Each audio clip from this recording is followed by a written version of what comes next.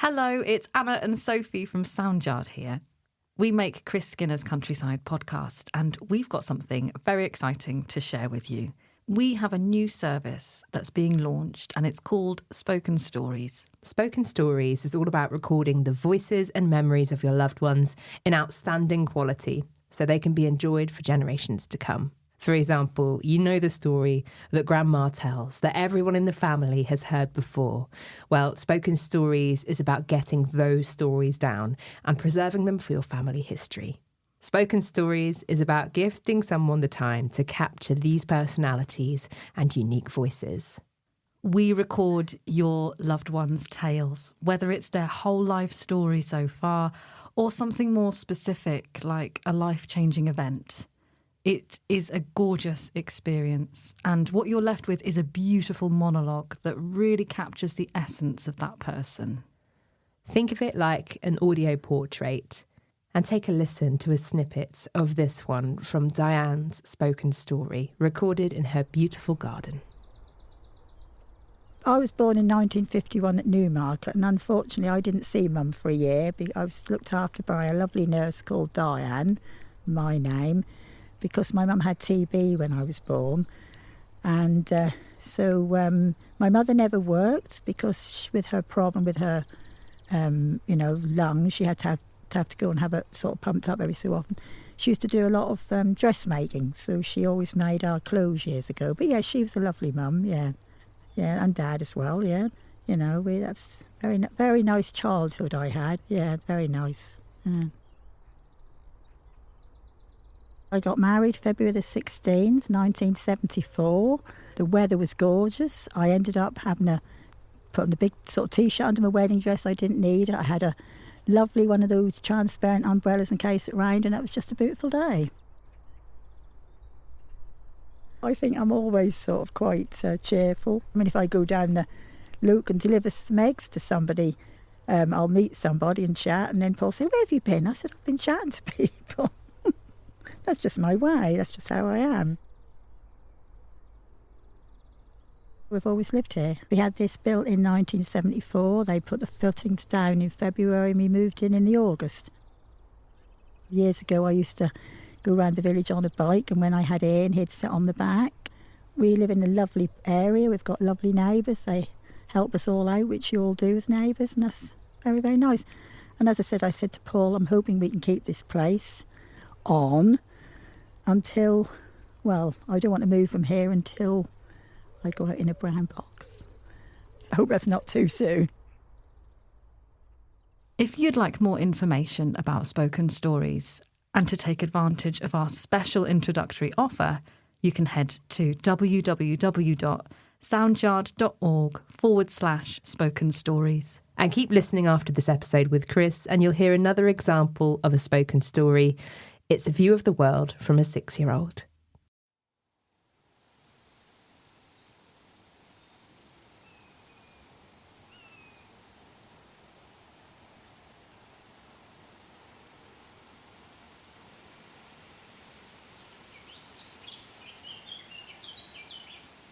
Good morning, everybody. It's a bright and breezy morning here at High Ash Farm. The road that runs through the centre of the farm is quite busy as everybody's heading off to work to Norwich, probably a couple of miles away. I'm being serenaded on one side of this long, thin area of woodland at High Ash Farm by a blackcap, probably doing a second brood. And on the other side of the wood, almost challenging each other with a very similar song, is a garden warbler, a little bit more accomplished in its song. And between the two, not much of a dawn chorus, but a buzzard, a young buzzard just out of the nest, is calling for its parents, very high-pitched, sort of screechy sound. And the parents are answering, but because I'm in the woodland, parents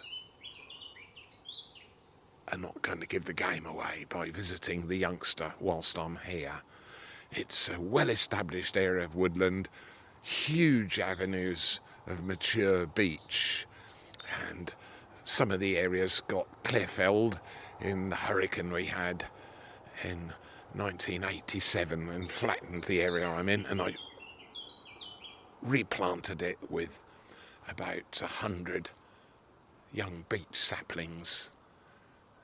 Jay's just flown through the top of them over the top of my head. And that's the blackcap just then. Really one of our migrants, but quite a few of them spend the winter here with us now.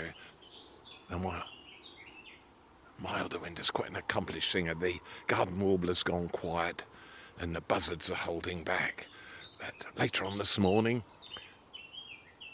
Matthew Gudgeon will be joining me, and we'll be visiting one of the streams that flow through the valleys here at High Ash Farm.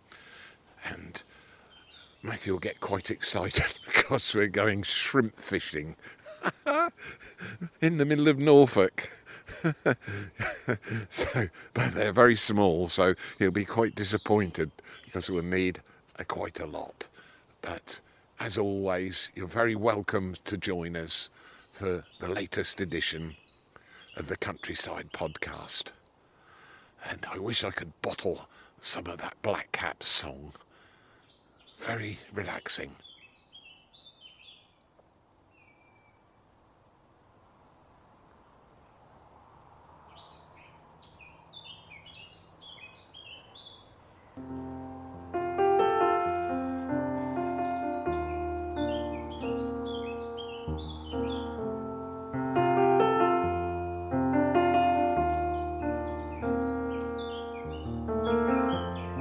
Chris Skinner's Countryside Podcast with Matthew Gudgeon.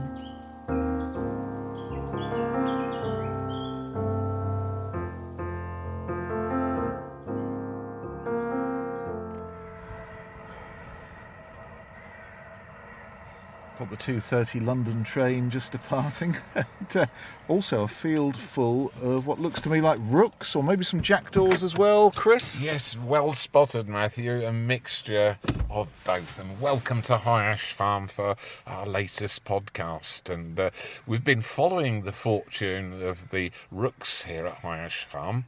And there's a rookery just on the other side of the Norwich to London railway line at Dunstan. And at this time of the year, the rooks congregate. Well, they nest in a rookery, so it's communal nesting, and they're one of the few members of the corvid family, apart from the jackdaws, that love being together. And beside us is 36 acres of short mown grassland, and they are just enjoying feasting on the soil invertebrates. It's perfect for them. So I'll tell you a surprise though.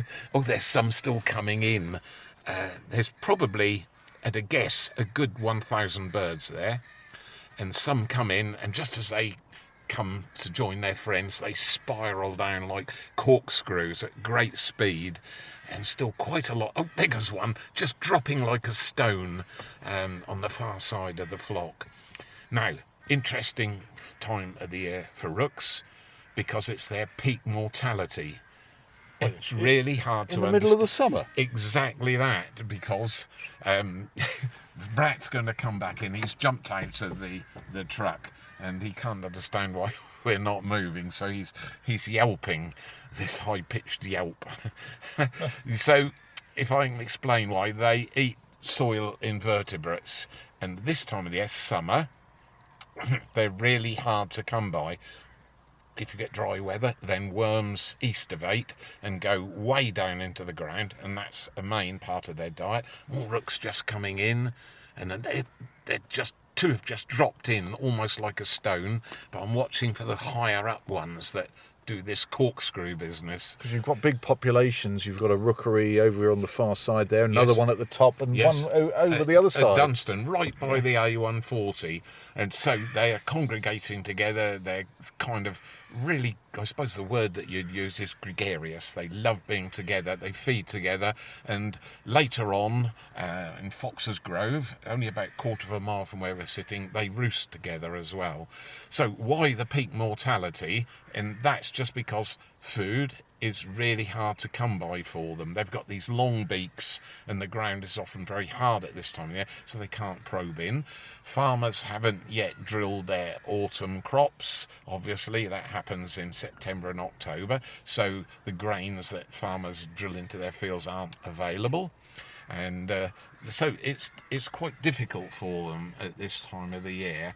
And young rooks, of course, inexperienced. They don't have the knowledge their parents have to find the food as well, and the parents are still feeding them. So a lot of what we're looking at are small families together, mum, dad perhaps, and 1, 2, maybe 3 youngsters as well. And that's why that's a formidable flock there, we can call it. And they're busy feeding. Some are taking off and landing, just going a few yards. And as I said, at least 1,000 birds there. It's pretty good for them this year, though, isn't it? Because we haven't had that prolonged hot spells that we had the last couple of years. So really, the soil should be quite soft. Yeah, and this short grassland is perfect for them. And the other species that is perfect as well here at the farm, and they're already forming their small murmurations during daylight hours, and that's the starlings. They're already forming flocks of 200, 300, 400.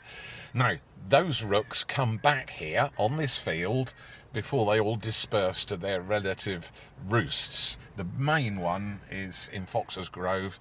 Perhaps 2,000 to 3,000 rooks come in there every night, and it's a fantastic sound and sight as well. Just as the sun has set, it's getting gloomy and dark, and again they'll roost together, very communal again. And then these kind of satellite roosts that form at this time of the year all join together in a monumental roost just on the outskirts of Norwich, on the eastern side of Norwich, quite close to Cantley, and there are way over 100,000 rooks in that roost, and a lot more than that some years, and that's Europe's largest corvid roost, just a few miles from where we're sitting. I'm just imagining the noise. The noise is 100,000 birds. Absolutely. It's an incredible sight. And occasionally now we're beginning to get 1 or 2 ravens, which are members of the same family. Ravens are the largest member of the family, and jackdaws one of the smallest. And there's an even smaller species over in the west of the country called choughs, with bright red legs and a red down-curved bill, and they're sort of right on the Welsh headlands, on the sort of rocky areas. And generally in the past, ravens have been up in the rocky areas of Scotland, coastal Scotland, and they're quite timid. They like mountainous areas. They like to live by themselves almost, a very sort of that kind of desolate territory. But here we can enjoy the rooks, and they're almost certainly all rooks there. Crows are pretty much singular at this time of the year. They will have had perhaps 1 or 2 youngsters. That's a carrion crow. But as the rooks are, as I said, gregarious. They love being together, and they're still working their way across the field like an enormous caterpillar. You can see some taking off just there. You get a much better idea once they're in the air, and they'll just move a short distance, and then down again, look. And they're working their way back towards us. What a lovely sight to start our podcast off. So there we are, the rook, the good old village parson, as they used to be called, because they often nested in churchyards and spent more time in the churchyard than the vicar did. Well, it's threatening rain. Hopefully it'll stay dry for our podcast this week. We're with farmer Chris Skinner, just outside Norwich at High Ash Farm, enjoying the spectacles of this season, middle of July, middle of summer, but you wouldn't know it looking at the weather. And we're going to carry on through this afternoon and see what we can see. Chris, what have you seen? Oh, I just saw some more coming in, Matthew, and one, just as you were facing the wrong way, did that incredible corkscrew flight from about 200 feet down and just came down like a falling stone.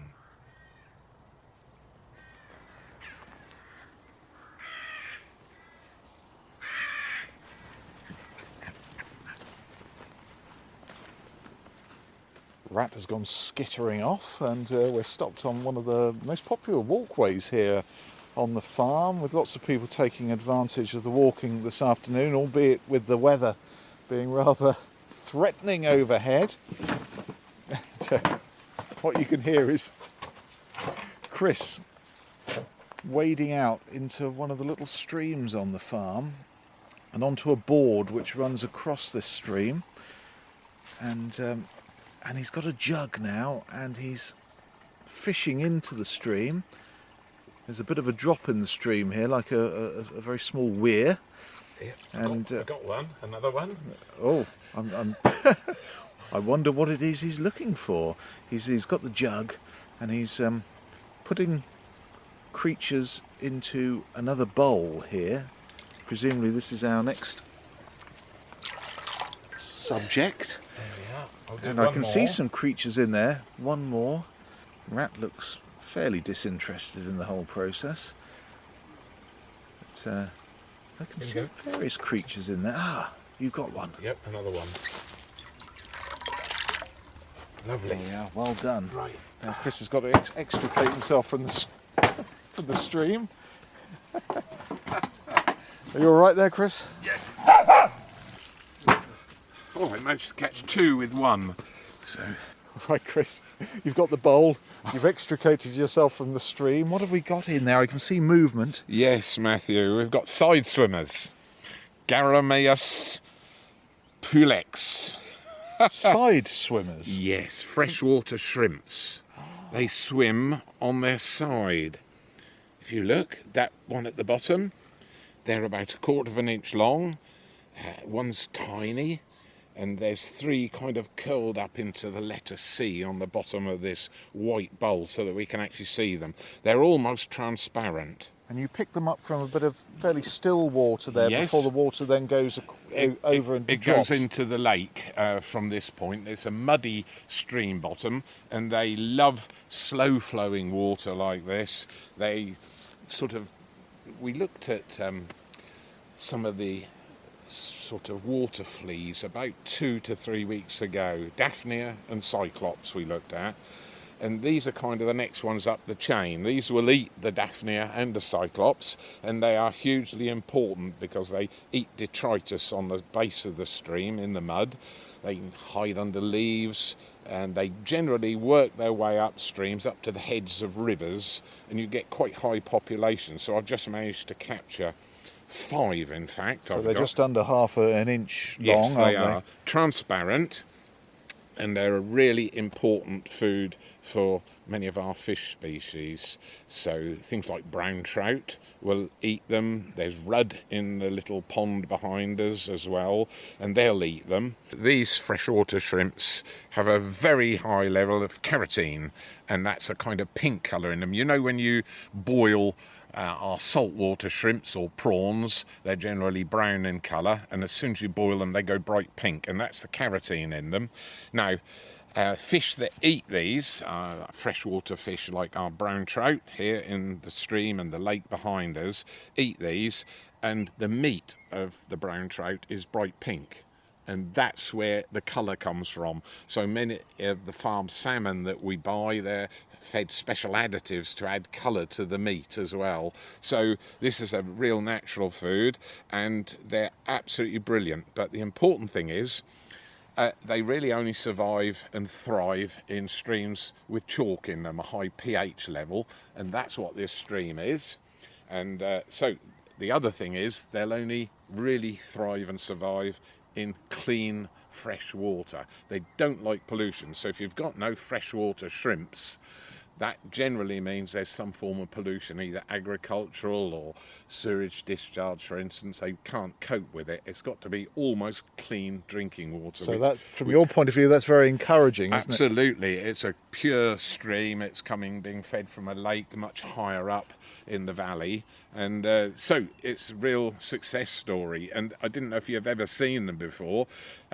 Pulex is Latin for flea, actually, and you know fleas spend a lot of time on their side, and that's rather why they're called side swimmers, and they're going around in this bowl. I'll put them back in a minute, but if you've never seen them before, they're quite fascinating little creatures. Now, I think this is a first for me. Yeah, I thought you were going to fetch me out some water boatmen or someone like that. No shrimps, but we'd need several thousand of these to have a potted shrimp sandwich, wouldn't we? Well, get on with it, Chris. Chris, and next week we'll have some. They're tiny, but they are so important, and that's one of the easy things to overlook, rather. Just as the Daphnia and Cyclops, the water fleas we looked at a couple of 3 weeks ago, they were swarming, and this is a great time of year to see freshwater shrimps, which we have in abundance here at the farm. A really good sign of a good healthy stream, and helps feed all the natural fish. Side swimmers. Side swimmers, they've got all sorts of interesting names, but the important thing is they've got lots of carotene in, which gives fish that lovely pink colour. I love good fresh trout for dinner. That's nothing like it. That's why I've got a mouth like I have. Back in the stream Yeah, they go. back in the stream, nice and gently, back into the water, and here we go.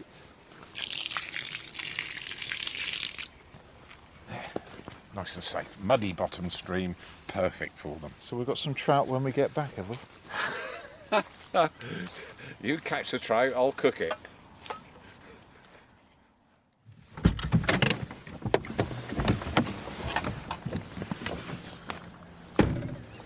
Well, I've been coming to visit Chris Skinner on High Ash Farm for probably 30 years plus, in various different capacities, but I've never ever been on this field you've brought me onto today. Wow, it's called Night Meadow, and lovely name because the dairy herd, it's 15 acres in total, and the dairy herd used to spend the night out here after they'd been milked in the summer months. So it was all one field, and I've divided it up into paddocks now with some real good old hedging in between each paddock. So this particular paddock we're standing on is 6 acres. It's just over 2 hectares in new money, and south facing, very, very high pH soil, so good lime content. And as we look in the distance, it's white as though snow drifts have come over the top of the hedge, and that's the white clover that we visited on another field a couple of podcasts ago. And this portion of the field is, well, I don't know what we call it, purple, deep blue. Yeah, I'd say purple, yes. It's a beautiful, beautiful flower, Prunella vulgaris, and its common name is self-heal.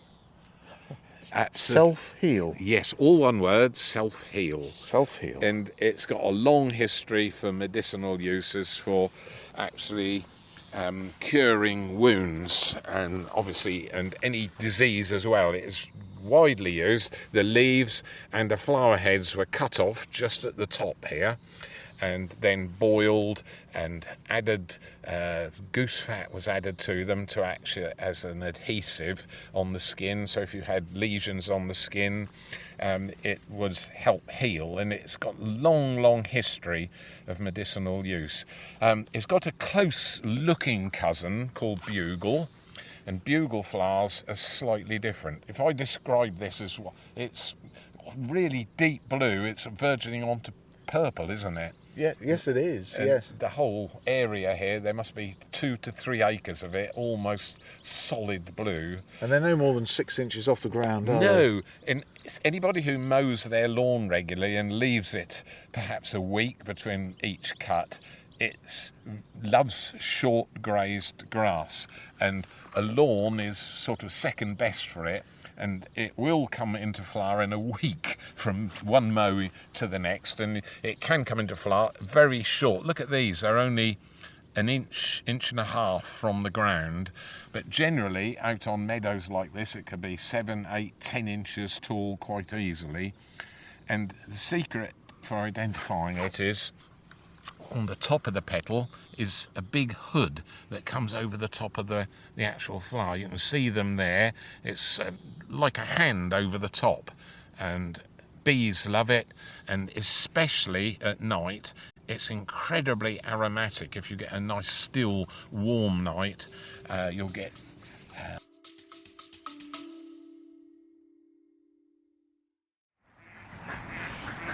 The ducks at High Ash Farm going in to roost for an evening. Hey everyone, it's Matthew here, and if you've been enjoying our countryside podcasts, we've got a small favour to ask. Yes, Matthew. What we're going to do is to ask for a small donation to help run the podcast, and any surplus goes for conservation at High Ash Farm here. And so it's really important. We'd both love to keep the podcast going, and that duck agrees with me, I think.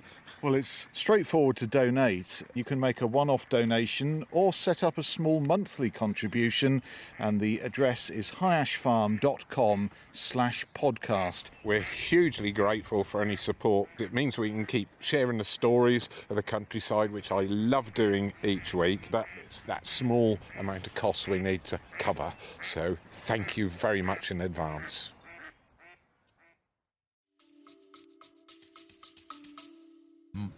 Lots of different moth species actually feeding on it, and you can see underneath it's being fertilised naturally by the white clover. Just look at the bottom, all these trifoliates here, all these 3 leaves here, that's all white clover, which is hugging the ground to form an understory. They've got nodules on the roots which are producing nitrogen from the atmosphere to feed not just themselves, the grass is here for the horses to eat, and this self-heal, Prunella vulgaris. It's really, really, really beautiful. Lots of history attached to it for its healing properties over the centuries. And I just love it. It just looks like a field of orchids almost. They're very exotic flowers. They are orchid-like, aren't yes, they? they certainly are. Very similar And to... will the horses mow them? Yes, the horses are eating them. I can see over there, yeah. There's 2 there, and they're grazing the actual patches of self-heal. It's one of those lovely additions to pastures that you can have. That, you know, we talk about biodiversity, biomass, and it's all those sort of different plants grown together that animals seem to instinctively know what to eat. And earlier on in the year, when the hawthorn was just putting out its fresh growth all the way around this field, the horses were eating the shoots of the hawthorn. And years ago, it was called bread and cheese, and people used to gather the tips of the hawthorn and feed it to children. I never tried it with my children, although they are prickly still. I should think social services might have to come round. Yes, but that's how it worked. You work with the environment, with the plants that grew locally, and at a particular time of the year. So you come back in sort of September and the self-heal won't be here, although it has got a long flowering period of about 2.5 to 3 months. And just stunning though, but it's such a shame the sun isn't on here this afternoon. Look now. Don't look now. Rat's just arrived and don't know where he's been. Hello, Rat. Give him a pat. Good boy.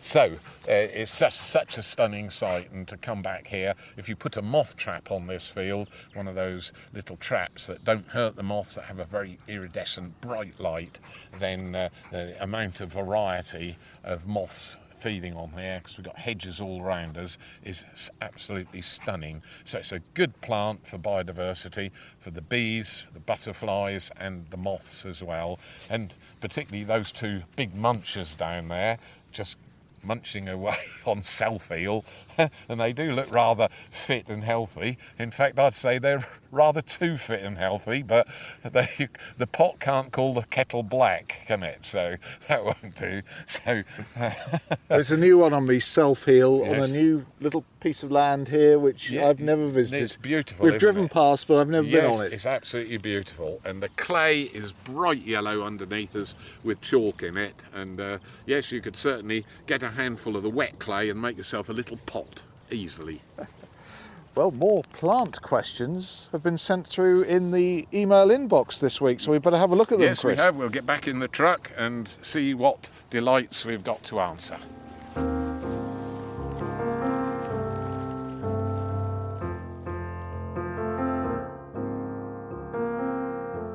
Rat has been tamed. And, we've got 1 or 2 questions, and always love to hear from you. Thank you for all of them.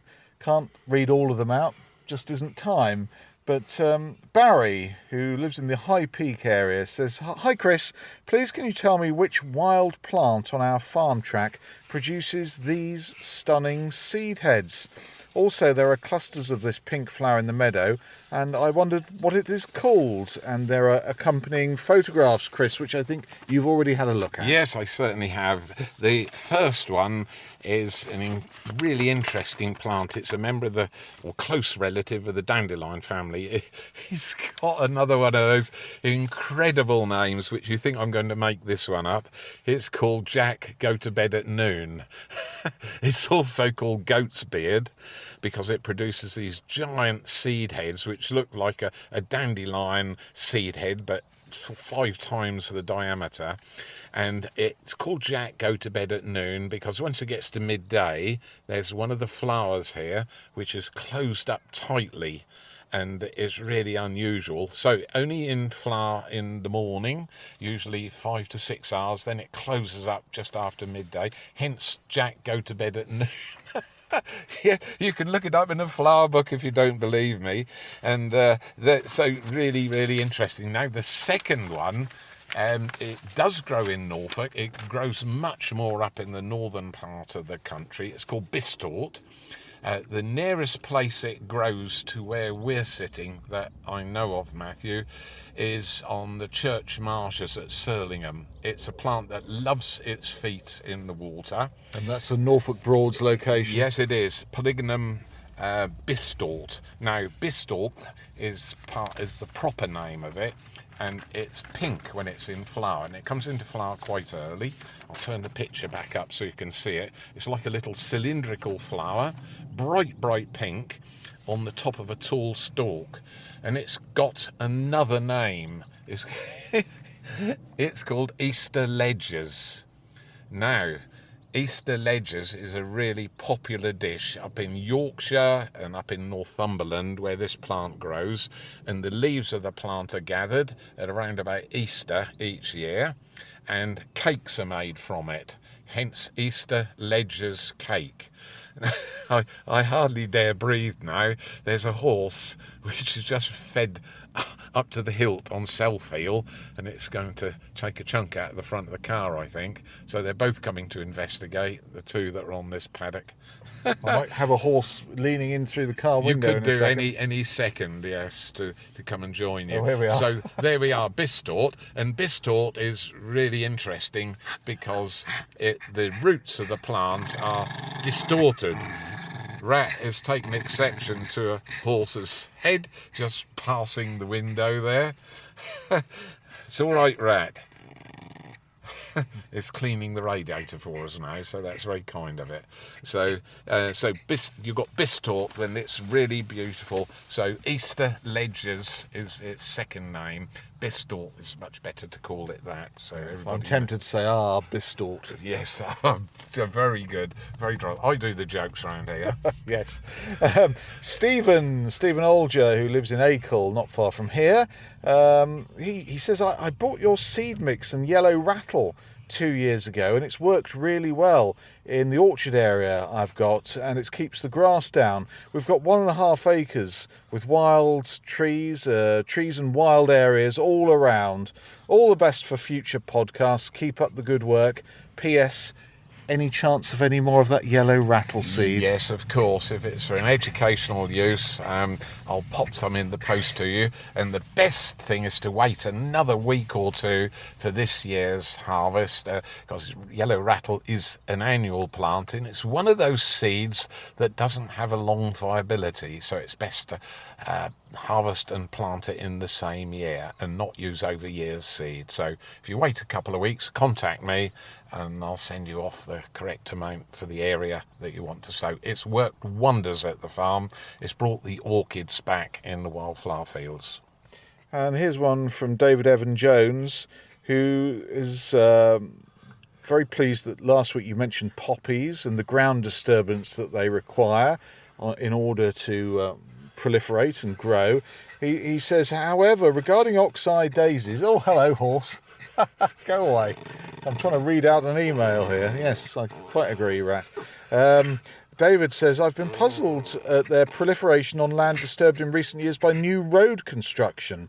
Another example is near where I live at Hempnell. I even wondered if the contractors were instructed to spread the seeds after completing their work. Nothing else seems to be appearing in those areas. Yes, and that is the case. It's one of the mixtures that's really successful on bare ground. It's a very inexpensive seed to use, and it kind of floristically enhances a particular area, is the best way to put it. In other words, that look pretty after you've done it in the first year, and it establishes really quickly, and that's why you're seeing the proliferation. That's why you're seeing a lot of it this year, because it's being used on bare soil. It establishes quickly on bare earth, so well spotted. Email address chris@countrysidepodcast.co.uk. We look forward to reading your questions and comments and whatever else you want to send us in the near future. And as we're coming to an end on the podcast, we've got a horse leaning in through the car window, we've got Rat rather agitated, and we've got some blue sky. Oh, look at that. Hey. Oh, Rat, goodness sake. No. Well, it's a horse with its head in the window, and you're being dribbled on, Matthew. Have I? Oh, dear. It's not by me, you understand, but oh dear. All life is here, quite literally, on High Ash Farm, and we look forward to your company for the next Countryside podcast. If we survive. It's a jungle here.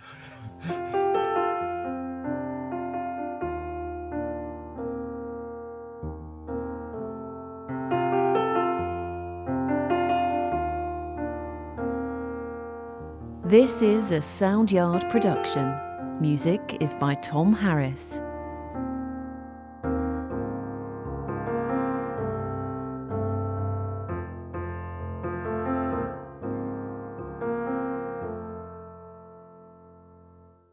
Hello, it's Anna and Sophie from Soundyard here. Our new service, Spoken Stories, is an incredible experience where we record the stories and voice of your loved one, which you can then hold on to forever. It makes for an incredible gift, and anyone can make one. Take a listen to this. It beautifully captures the thoughts and feelings of life from a 6-year-old's perspective. I'm 6 years old and I love running around. I can run very, very fast, but I'm even faster on my bike. That's why I love biking. It makes me feel energetic.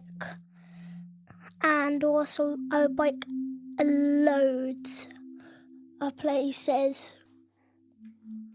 I like doing sports like dodgeball.